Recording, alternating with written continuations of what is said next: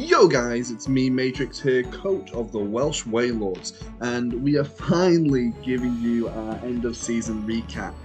I'm hoping not to make it go too long. It has been a few months now since we finished off the VDL, and it kind of ended quite abruptly, really. I mean, we were doing well. We'd managed to make it through the first round of playoffs. We beat Saki in round 1, and then we were matched up against Lucian in round 2. But there was a lot going on in real life for myself, and I ended up having to bow out of the competition prior to what I believe the team's send-off point was. I feel like the team could have gone a lot further. It was a shame, but sometimes at the end of the day, it's only a game, and when in real life matters occur, they take priority.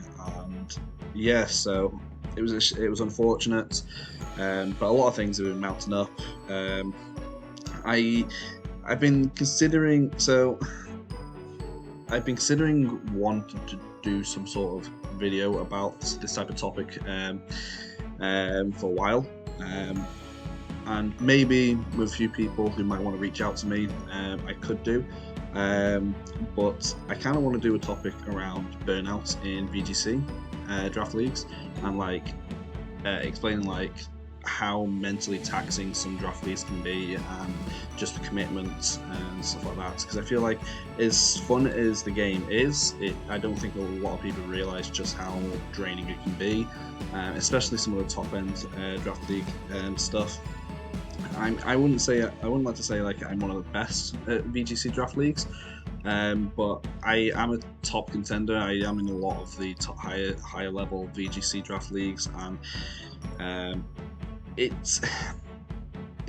think it's a topic that would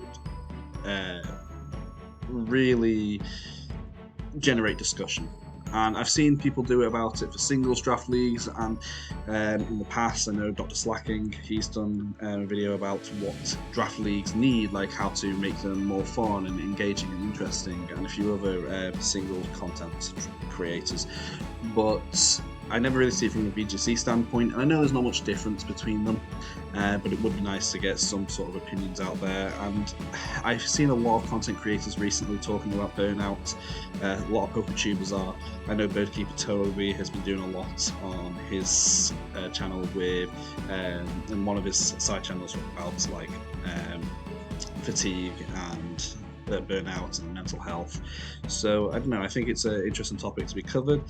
And yeah, I wouldn't mind if someone wanted to reach out and generate some sort of script and stuff to talk about, or just have a informal conversation about burnout and stuff in draft league.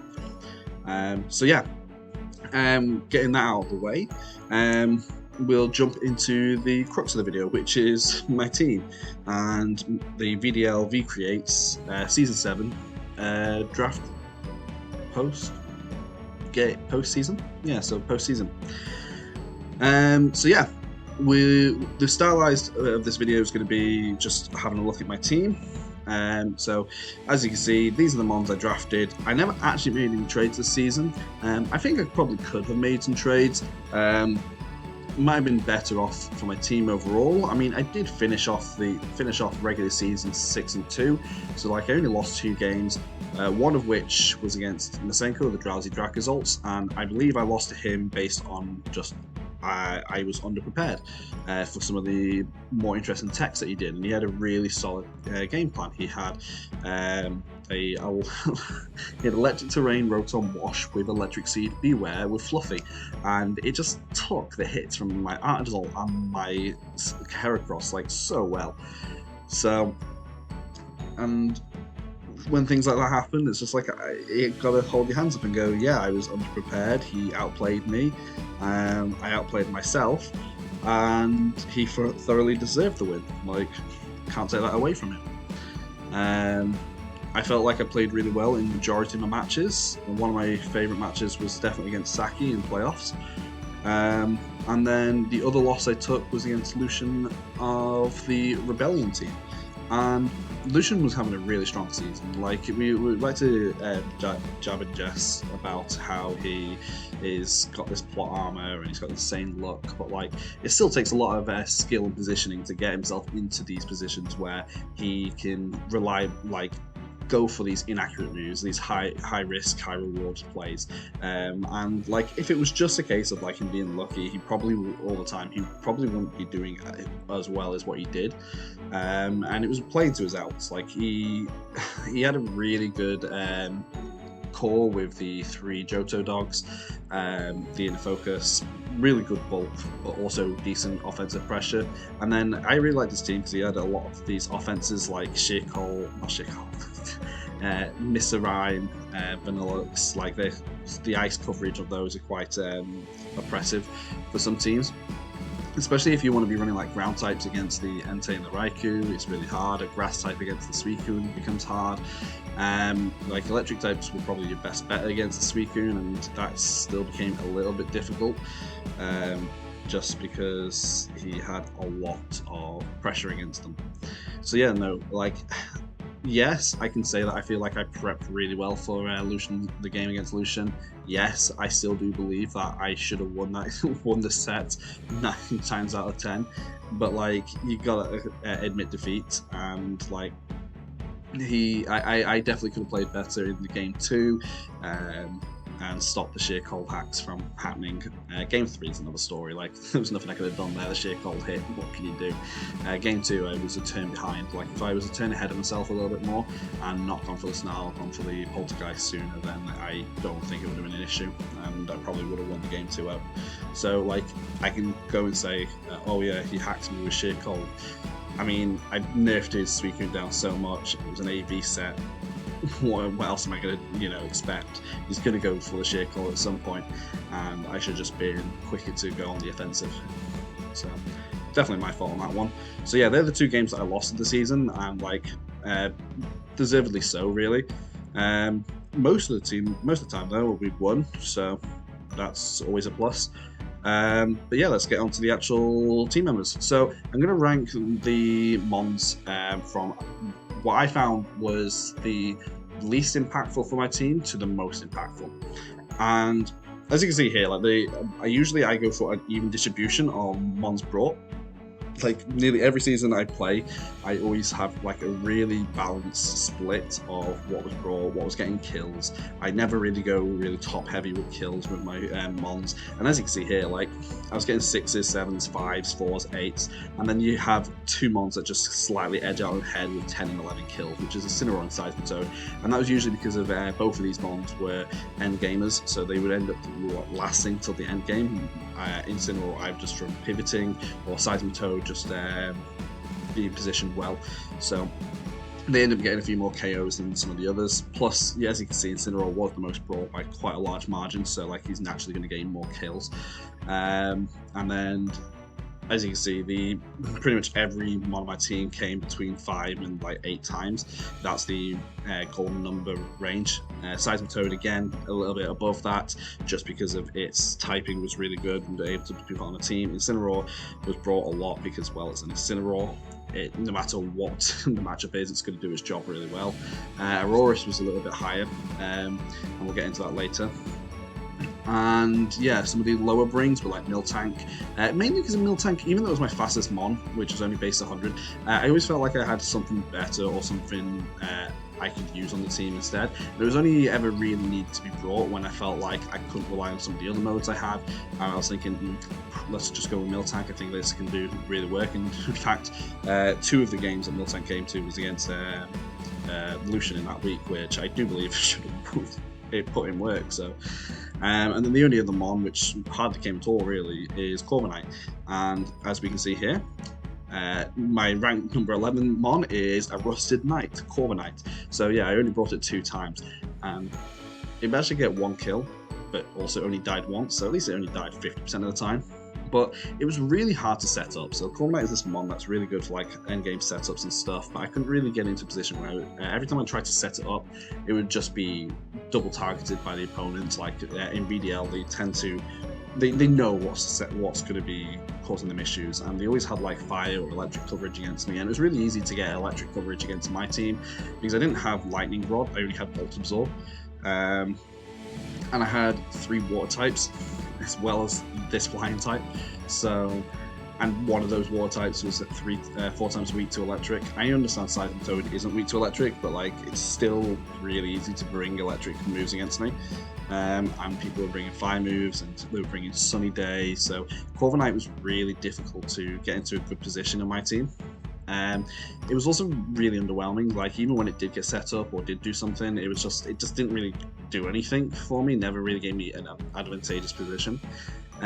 Truth be told, I should have just traded it out, but I was a little bit too stubborn because I felt like I needed a steel type, especially missing the other 2 components of the fantasy core of my team, which is Fairy and Dragon. I felt like I at least needed a steel type, and there wasn't really any other good steel types available within the tier 2, tier 3 range that I was like, yes, I definitely think this will be a huge improvement to my team over Corviknight. So in the end, I just thought I might as well just keep Corviknight on the team because at least it makes people prep for it. If nothing else. And the biggest issue I found was just like I always struggled to justify bringing it. Like I never really felt like I needed Tailwind on my team. I never really felt like I needed this big bulky steel type in these matchups. The few times I did feel like it would do well, it didn't do well. So I tried a weakness policy set, I tried a leftover set, and both times I think I used one against Gumi, and I set it up only for it to get absolutely destroyed by like a flamethrower or something, overheat or something by Gumi in the Rollco Pretzels. So, and that was in Sun as well, so because Gumi decided to bring Sunny Day basically. So yeah, Corviknight overall just a really underwhelming pick for my team, and I feel like Corviknight could do better, just not on the team that I drafted. I think my initial plan would have been good for it, but with me getting and making a hard change to my overall plan in the later point of the draft, my last 4 picks were just completely uprooted my team plan, and yeah, so I ended up getting a whole new weather mode and everything. So Corviknight was just left a little bit in the dust there. But yeah, so we go on to number 10 and talking about the weather mode, the double water types. Yeah, so the Washed Up King. So having extra water types on my team really made it hard to justify bringing Slowking to any games because I felt like I would be bringing Seismic Toad a lot, mainly for its ground typing, for its defensive ground typing, or the water ground coverage it provides, being quite an offensive type coverage. So Slowking sharing the weakness with that was really difficult. It was shared a weakness with both my rain and my both mons in my rain mode, and the rain mode was good because they didn't share weaknesses. But then I've also got this Trick Room mon, which my only Trick Room setter that also is weak to water, grass, and electric. So it was really difficult to bring Slowking, and with sharing those weaknesses.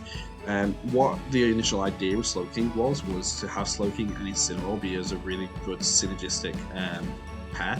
So obviously, Slowking with Regenerator can regain health when switching out, and Incineroar likes to be a pivot mon, so like having those 2 pair up to be like pivoting and stuff, especially with their weaknesses being covered by each other's typings. They were really there was a lot of synergy there, and I never got to really maximize the use of that due to the fact that every time I brought a water type, I ended up bringing Seismic Toad, or I ended up bringing Pelipper for the start of the season, and Slowking only saw a bit of action like halfway through the season, where I decided to swap up my modes a little bit.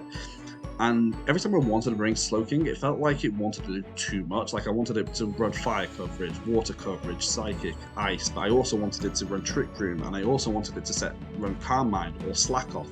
So it was always really difficult to narrow down the set that Slowking wanted, and I don't think that's Slowking's fault per se. Again, like Corviknight, I probably should have traded it out, but I really liked the idea of having Slowking, and I just didn't feel the need to, like, even though it was difficult to try and use sometimes, not the mon itself, but use a part of my team, I didn't really feel like it was hugely negatively impacting my team. Like I didn't feel like it was so bad that I needed to make that trade. I was quite happy to just let Slowking stay there, and it did good. It did a lot of work when it did come. Like I had a weakness policy set 1 week, and it did really well. So yeah, Slowking was good. It was just probably again really impacted upon the changes I made to my draft plan at the end of the draft. So Slowking suffered there. So yeah, number 9 is the Pelipper. So whether it was good enough or not is still a question I'm asking. Like, I really used it a lot in the early season. I used it as a pivotal part of my winning strategy versus Otto, bringing both weather modes and just cycling through my weather against his Sun team. And like, it did really well in some other matchups. It hit some blind hurricanes and some hurricanes in Sun. So like, Pelipper itself never actually did anything wrong. Like, it did its one job well, which is just pivot rain and just fire off like Hurricane or Scald or something.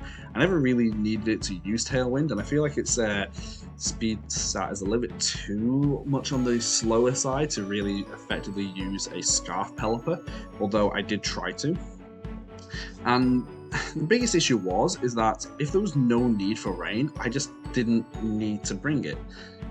Like, it's not like some of the other setters where I'd be like, oh yeah, I'll still bring it anyway. Like, the only reason why Pelipper was ever finally used to come, because I had Corviknight for Tailwind if I wanted it, is literally, and I had plenty of water type coverage, was literally just a case of, well, do I need rain for this match? And if yes, then it came. And towards the late half of the season, I just found myself needing less and less to rely on the rain mode. So yeah, in the end, we just stopped bringing Pelipper, and the team never really suffered for it. So yeah, was it good enough? Who knows? Number 8, we have Spiritomb, and I really like Spiritomb because it provided a really good alternate mode to my weather. If people really wanted to overinvest in like a fast speed control, I ended up having Spiritomb for a few games, and it was really good at creating this good bulk with consistent damage, and it would slowly disrupt the opponent through either that be through Snarls. I could have threatened Will-O-Wisp if I wanted, although I never did. But like, Snarls and Poltergeist were just really good from the Spiritomb set, and Disable 1 week was really good. So I remember I ran at least one Quick Claw set, a Citrus Berry set. It did wonders versus Saki in my playoff match, and the only problem with that was how I didn't realise, even though I'd calced for it to live, I made sure to be super aware of how much damage a Cresselia Moonblast would do to me. Like, I knew it was doing like, I don't know, about 50%, if that, and in the match it hit me for like 75%, and I didn't realise that, because with everything else going on, I just completely forgot. And that was taking a Specs Moonblast from Cresselia, and it was just taking it with by like 75% health damage, so like living on 20 or so. And that just is a testament to like how bulky and how annoying Spiritomb can be. The only gripe I have with the Spiritomb this season was that if it had just dodged that Sheer Cold versus Lucian, it would have done me wonders. Literally, all it needed to do was just either dodge the Sheer Cold or activate your Quick Claw. Let me actually hit the Suicune first. But no. It was really good as a mix attacker as well. Like, if you wanted to run a Assault Vest set, you could run like Shadow Sneak, Poltergeist, Snarl, Shadow Ball, all those moves, and it'd do really well. Like, Dark and Ghost is actually a really good type combination in my opinion, and that's not just from the lack of weaknesses. If it's a bulky version, like what Spiritomb is, it's taking neutral hits from pretty much most types, but it only really takes super effective damage from Fairy, and if you can threaten the Fairy types well enough, like, it does alright. And admittedly, my team did have a really good Poison type, and it had a fairly good physically Steel type, so Fairies weren't overly wanting to come against me, because I only really had maybe one Dark type that was just weak to Fairy. I didn't have any Dragons. Incineroar was part Fire, so it wasn't weak to Fairy. And my Fighting type, I don't even remember what my Fighting type was. So, if I even had one, I'm going to get through this in a minute. Oh, I did have a fighting type. And that fighting type, I think, was weak to Fairy, but there was better coverage moves against it. So Fairy types wasn't exactly ideal versus me. And the thing with Spiritomb is that I didn't always need it, but like, it was good to fill a role if, as I say, like, I felt like going fast wasn't good, or if I didn't need to be going fast and I could afford to take a few hits in that turn. Like, Spiritomb was really good for that.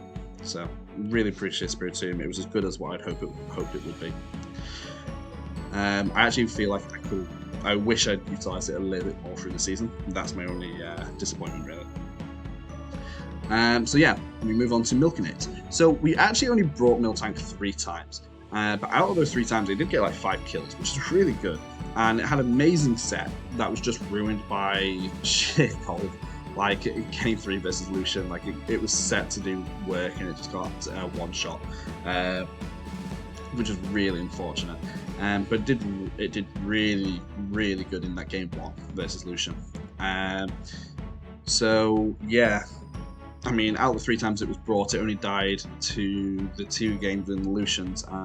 Well, 1 game in Lucian's. And it died with a body press set in another game somewhere, where I was using Cursed Body Press, I think. And it didn't do overly too well there, but it had some really good abilities, like Thick Fat. It has Sap Sipper if I really wanted to. I never really needed to use Sap Sipper for the Seismitoad, but it was there if I wanted it. And I really think Thick Fat should go for a rework. It already provides a resistance to ice type moves. Might as well go the full way. Give it a sheer cold immunity. Come on, it's there.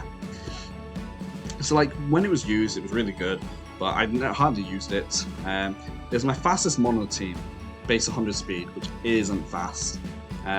So that was kind of the other thing Miltank was doing, was just upping my speed tiers just to hit the hundreds, so people still had to prep for that type of speed level. I could have run Scarf Miltank a few times for like Icy Wind and stuff, and that would have been really good. But again, I just never really found a need to. And most of the time, I would just run Weather Mode with Icy Wind or something, and that'd be just as effective. So yeah, Miltank was good, but it wasn't always the best for all the situations, so it was quite a niche pick. But that being said, it didn't do too bad, and considering I did pick Bouffant in the very beginning, at the start of the draft, and then traded out for the Aurorus and Miltank in the end, so yeah, like, it did its job. Moving on, we get number 6, so more than just a beat. So here we have my Hail, my quote-unquote Hail Abuser. I brought it 8 times. I had used it with, I think, Slush Rush and Volt Absorb. I don't think I used the static variant, but it did good regardless. It didn't always require Hail, but it was better with Hail. And it had a really good move pool. Like, it's got a really good move pool. Like, Ice, Electric, and Ground literally hits everything you ever want it to. So it gets Bolt Beacon, it gets Ice Crush, and then you just slap on Stomping Tantrum. Jobs are good. You don't need anything else coverage-wise, and that means you're always free to run a Protect. Sometimes you'd want to run it Assault Vest, and you could run it. If you want to run it Assault Vest, you could run like some other tech moves and stuff like Icy Wind, Freeze Dry, and stuff like that. I don't know if I ran a Meteor Beam variant, but I think I did, but I just never actually used it in the game. I think I had a Meteor Beam art result, but I didn't use it in game. Or if I did, I think it missed its only Meteor Beam, which was, yeah, typical of my luck for the start of the season. One of the things I really liked about the art result was that it was way bulkier than expected. Like, you could get it to, I got it to with Gooma's help, I managed to get it to live a choice Scarf. So yeah, it would have been Adamant 252 Flare Blitz from an Entei, which is pretty impressive, to be honest. Special, physical, or mixed. Like, I could literally run, there's another mon that I could run special or physical. Sometimes I'd run it with mix. I had Hydro Pump on it 1 week. You could run Freeze Dry, Blizzard, at the same time as Bolt Beak, Stomping Tantrum, maybe Rock Slide, I think it got. It was really versatile in what your move pool could be. I never really ran statusing moves, even though, like, I could have ran Thunder Wave. But that's about it for status moves. And the only thing I will say about Art Result is that's really upsetting that it doesn't get access to Aurora Veil. That's the only other issue I have with Art Result. So on here I've got Fluffy is busted, and that's in reference to how the Fluffy Beware at +1 defense took a Bolt Beak, Electric Terrain boosted, Life Orb boosted stab attack from Art Assault, and took a Close Combat stab Guts boosted from a super effective so yeah, so this Beware, it took a, just to put it in context, an Art Assault that was holding a Life Orb, moving first on electric terrain with stab, Bolt Beak. Yeah, it took that with a stab super effective close combat from a Guts boosted Heracross. That's no joke, and yet the Beware managed to take both hits and live. Like, that's insane. Like, Ardazult has a good damage output. Bolt Beak is known to be quite busted. The Heracross has got a 125 base attack, doubled with Guts, and it still managed to take that. So yeah, there's just a point to be made that even my strongest physical offensive mons just couldn't even break through a +1 Fluffy mon. But yeah, our result was really good. Didn't, as I say, didn't require hail all the time, but was best with it, and good move pool, slightly bulkier, and a really versatile set. Moving on to number 5, talk about it, Heracross. It had really good offense, like really good, and I had a lot of tech moves I could run on. Like I ran Bullet Seed on it, I could run Throat Chop on it, I would run Rock Slide just for the chip, like Mega Horn Close Combat, and with the abilities of either Moxie, which I ran 1 week, which is really good, or just straight up Guts Flame Orb, and it did huge amounts of damage. Like it was so clutch in so many games. It managed to live I think in week 1 it managed to live on like 1 HP as well, so like I managed to calculate its bulk really well that week, and I didn't calculate the specific situation, but it was a bulkier Heracross than usual, and that's because I was running a Scarf Moxie set to try and get set up, and it managed to live a few more attacks than what was anticipated. It lived on 1 HP and clutched up the game. The one thing I did have an issue with is that it would keep missing the multi-hit moves I didn't want it to. So it would always do 1 less hit with the multi-hit moves than what I needed. And bearing in mind, most of the time I just needed 3 hits, which isn't asking for a lot. And it had a decent item flexibility. Like, yeah, you'd have Focus Sash, you could Scarf, you could Flame Orb, which I suppose isn't the most versatile, but like I only had it on like 3 team comps, so it only ever came 3 times. But I feel like Heracross has got better item flexibility than what people anticipate it to have, and I think it's a really good Scarf mod. Like that base speed is around what, 80, 85, so really good. It was really crucial to some game wins, as I say, with that 1% HP live. It managed to pick up the KO on an Artisan once as well, just with Bullet Seeds, so yeah. I'm finding that really good. We're moving on to number 4. I Told You So. Seismitoad was way better than what people give it credit for, in my opinion.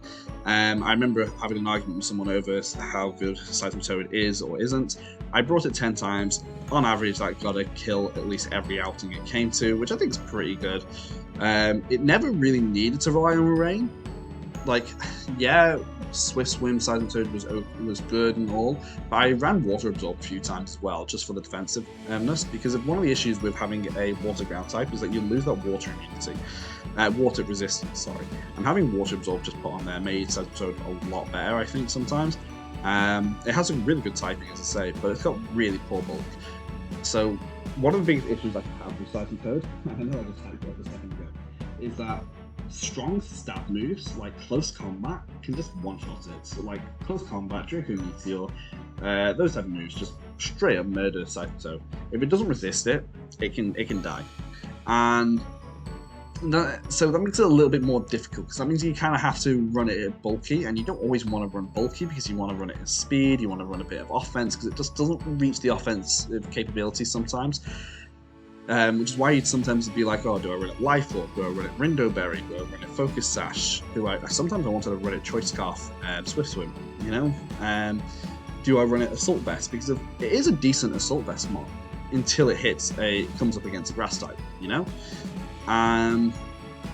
But I felt like my team, even though I had 3 Water types, I still felt like my team had a decent matchup into most Grass types, just because I had Incineroar, I had Roserade, I had Hail Mode, and I had a Sap Sipper Miltank. So I never really felt threatened by Grass types, so I feel that's kind of why Seismitoad did well.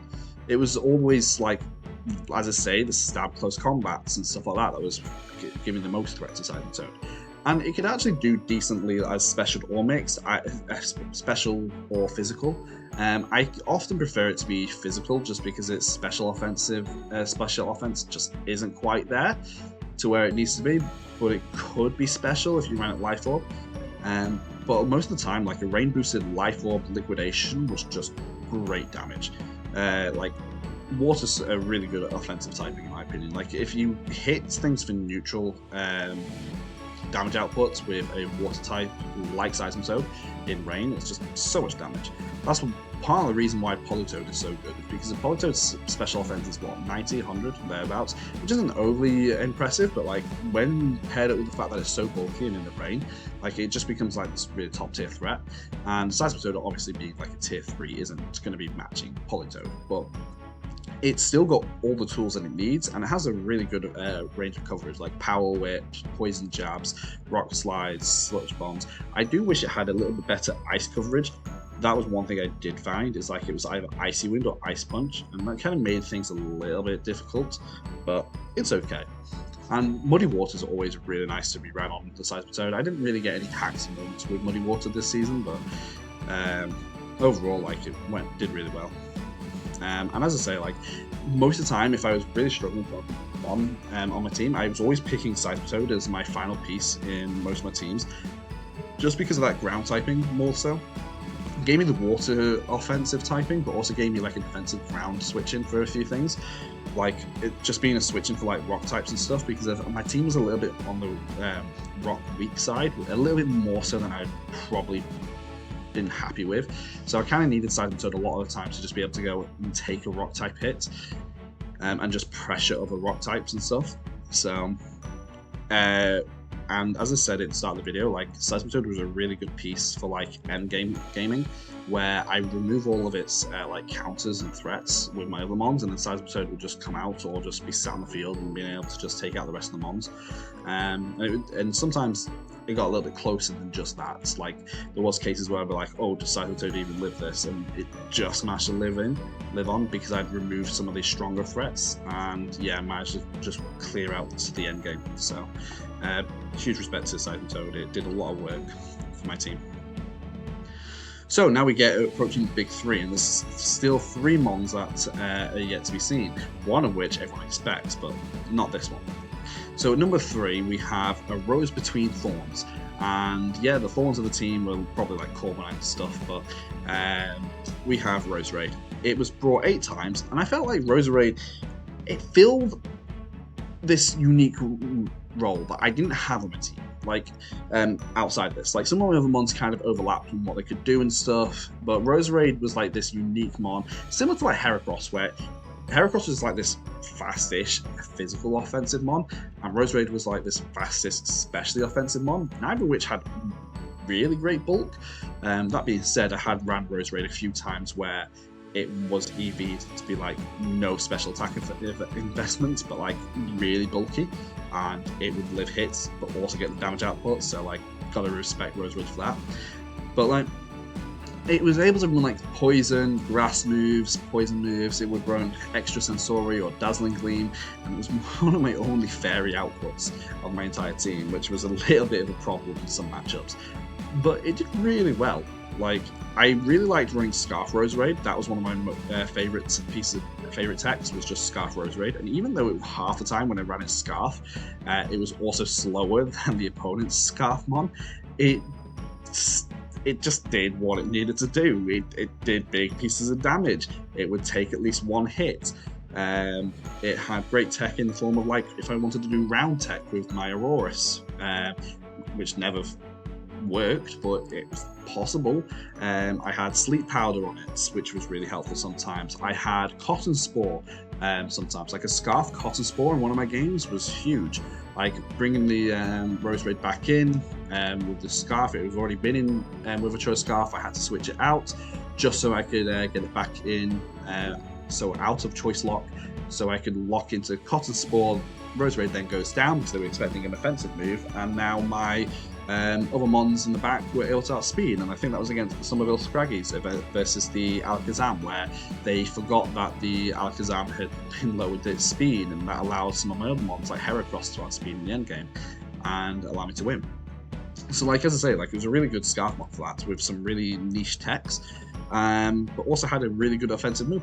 And I really liked how Rose Raid played this season for me, and I've been wanting to draft Rose Raid for a while in a VGC league, and yeah, pretty impressed. Would I draft it again? Maybe not anytime soon, but I like it.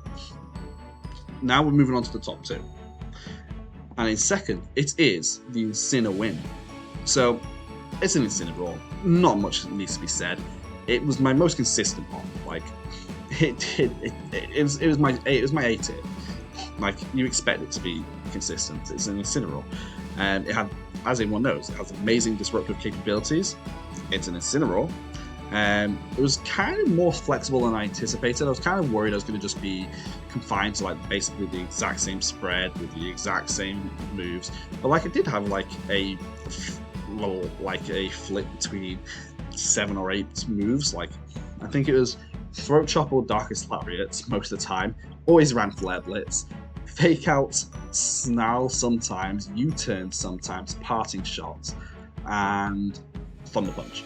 They were the moves it ran. Like, they're the 8 moves it ran. And it's not overly versatile, as you say, but like, Incineroar kind of has its set of 4 or 5 moves that it doesn't need changing for most of the time. But it just did its job well.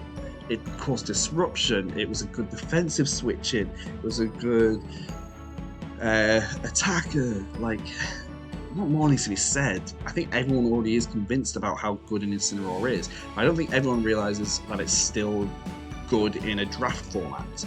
They think that they can just prep around. Oh, well, it's Incineroar, it's going to Intimidate. I'll just slap a White Herb, or I'll bring a competitive Defiant Mon.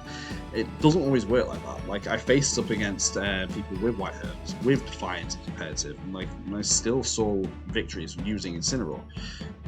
What I really liked about Incineroar as well is that even though it's slower than its pre-evolutions, it was still fast enough to be a decent Scarf Mon, and like, you wouldn't always think like, oh, Incineroar, isn't it better being like bulky and slow, or being a fake out pivot? But like, sometimes it's just good to be straight in, Parting Shot straight out, just cause huge disruptions, whilst repositioning for the late game and just being able to come in with Flare Blitz or Darkest Lariat or something from the end. So Incineroar, really good. Great pivot synergy with the rest of my team. Don't think any more needs to be said about that. But lastly, the very last Mon, which no one expects. All hail the Tier 5 Queen, Aurorus, or how I like to refer to her as Ice Dino. So, it was brought 11 times, which was the most outside of my Tier 1. So, like, out of the 3, my top 3 most brought Mons was my Tier 1, followed by my Tier 5, followed by my Tier 3, I think, which was Seismitoad. Like, Aurorus was so crucial in so many games. Like, it's survived way more than I ever anticipated it to. Like, look at this, 11 times, and it only died 6 times. That's 5 times. That's nearly 50%, you know? It's just below 50% of the times surviving, which is kind of incredible for a Mon that is known to have one of the worst type combinations defensively in the game. But the reason why it was doing so well is because of all my other Mons were providing enough pressure especially to Aurorus's weaknesses. And surprisingly, Aurorus was really good at pivoting. Like, yeah, it couldn't use like U-turn or anything, but it always was paired up with a defensive partner which would take its hits for it. And then it would either always be Focus Sash on the Aurorus or Choice Scarf. And I think there was a few times where I ran it a bit more offensive without those two items. But it survived longer than I ever anticipated. Like, it beat a team which had a Sizzle on it, and it never once took a hit from a Sizzle. And that's just a testament to some of the other mons on my team, just creating that pressure, allowing the Aurorus to really provide really good support, either in the form of Icy Wind or, well, just Icy Wind to be honest, or really good offense in the form of Meteor Beam, Blizzards, Hyper Voice, Earth Powers. Like, as I said before, like, Ice and Ground is a really good combination of offensive type, which luckily Aurorus gets access to Earth Power. Couple that with Rock, which is again another really good offensive typing. Like, you're hitting so many mons for just really good damage with just those three types, which means it's always free to run Protect as well, which has really allowed it to just survive in the field. And just baiting attacks from the opponent whilst my other mons are attacking. And it didn't need Hail to be good. Like, sometimes I brought Seismitoad with Aurorus, neither of which were running their weather abilities, but it really threw my opponents threw a wrench into my opponent's plans, because they were expecting at least one weather mode and then neither came, but the two mons did. And yeah, like, Refrigerate Aurorus can do just as well. Like, sometimes you didn't want to be running Hail because you'd break your own Pokemon Sash. Yeah, as I say, Aurorus, mad respects. I couldn't have won most of my games without it. Providing the Hail chip, providing the Hail weather, the speed for Arctozolt, which I feel was a bit more crucial than having Rain for Seismitoad, and just outspeeding with Choice Scarf Aurorus was really fun in some games, and it was still slower than a few of my opponent's Choice Scarf mons, but I can't say enough good things about Aurorus, to be honest. It just did really well. It's a mon that I've always loved, but always been scared of using because of its defensive typing is really, really bad. Having 2 4x weaknesses in the form of Steel and Fighting, especially Fighting in this format, which is so common, like, that's I'm just kind of speechless, really. I don't know what else to say. Like, it did really well. Would I draft it again? Maybe. Might give it some time. I just always seem to really thrive with Hail for specific mons. Like, I've been known to use Ninetales really well, Vanillix really well, now Aurorus really well. I feel like Hail just suits my playstyle more than any other weather, which is kind of weird. But yeah, I don't think it deserves to be a tier 4 though. I still think it's a tier 5 mon. I don't think anyone can just use Aurorus and do super well. I think it's one of the better tier 5s, for sure. It could be a tier 4, but I feel like it's just, it kind of loses its support if it became a tier 4. It became too costly, and I don't know if it would be as well supported. But yeah, that is a not so brief rundown of my team from this last season. For those of you who have stuck around to the end, I can reveal that I will not be partaking in the last season of VDL. VDL is having a final season for Generation 8 in Sword and Shield, and that will be taking place, I believe, hopefully, the draft should be, the drafting process should be around the 20th of August, I believe. Thereabouts.